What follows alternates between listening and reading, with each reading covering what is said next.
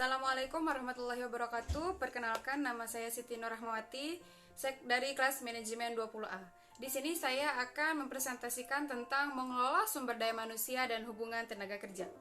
Manajemen sumber daya manusia merupakan proses menangani berbagai masalah pada lingkup karyawan, pegawai, buruh, manajer, dan atau semua tenaga kerja yang menopang seluruh aktivitas organisasi, lembaga, atau perusahaan untuk mencapai tujuan.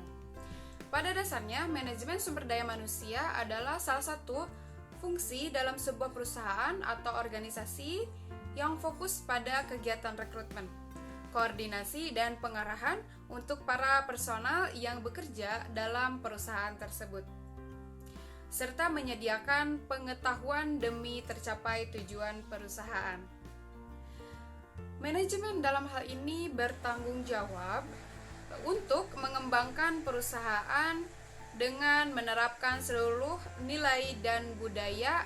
Perusahaan juga memastikan bahwa perusahaan memiliki tim yang baik dan solid dan memahami pemberdayaan karyawan. Nah, definisi manajemen sumber daya manusia adalah serangkaian aktivitas organisasi yang diarahkan pada usaha untuk menarik, pengembangan, dan mempertahankan angkatan kerja yang efektif. Nah, perencanaan sumber daya manusia mencangkup dua tugas. Yang pertama yaitu ada analisis pekerjaan. Nah, analisis terhadap pekerjaan-pekerjaan dalam organisasi yang terdiri dalam dua bagian. Yang pertama yaitu deskripsi pekerjaan, evaluasi sistematis terhadap tugas-tugas, lingkungan kerja, alat, bahan, dan pekerjaan yang berkaitan dengan kinerja suatu pekerjaan.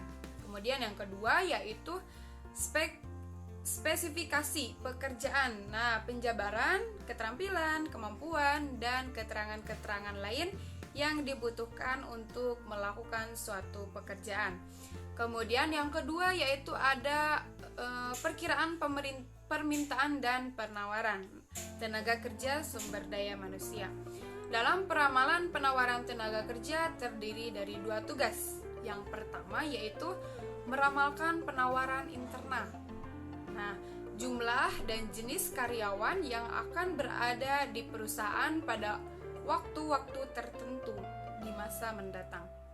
Kemudian yang kedua yaitu meramalkan penawaran eksternal, yaitu jumlah dan jenis orang yang akan bersedia bagi proses rekrutmen, yang tersedia bagi proses rekrutmen dari semua pasar tenaga kerja.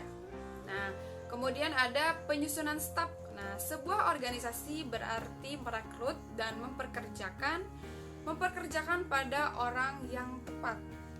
Perekrutan merupakan proses untuk menarik orang-orang yang memenuhi syarat dalam melamar lowongan pekerjaan.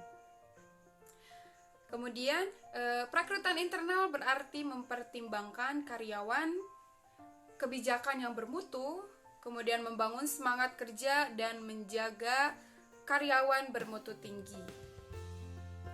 Nah, perekrutan eksternal. Nah, perekrutan eksternal dilakukan dengan memikat orang dari luar organisasi.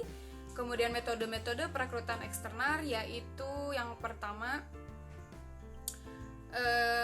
iklan lowongan, wawancara kampus, ada penggunaan agen kerja atau perusahaan, pencari eksekutif, perekrutan serikat buruh, dan rujukan dari karyawan yang ada.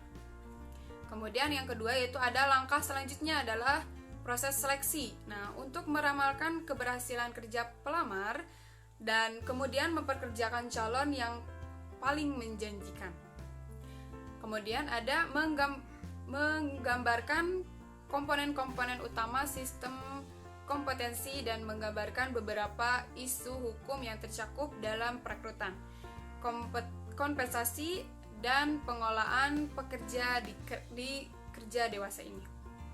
Kerja dewasa ini kebanyakan karyawan juga menerapkan tunjangan tertentu dari pemberi kerja mereka. Nah, faktor utama yang dapat digunakan untuk mempertahankan pekerja terampil adalah dengan sistem kompensasi. Nah, penetapan imbalan yang diberikan organisasi kepada individu sebagai balas jasa atas kesediaan mereka untuk melakukan berbagai pekerjaan dan tugas dalam organisasi. Kompensasi yang biasanya diterapkan adalah upah dan gaji. Nah, upah ialah kompensasi dalam bentuk uang yang dibayarkan berdasar jumlah waktu yang digunakan untuk bekerja.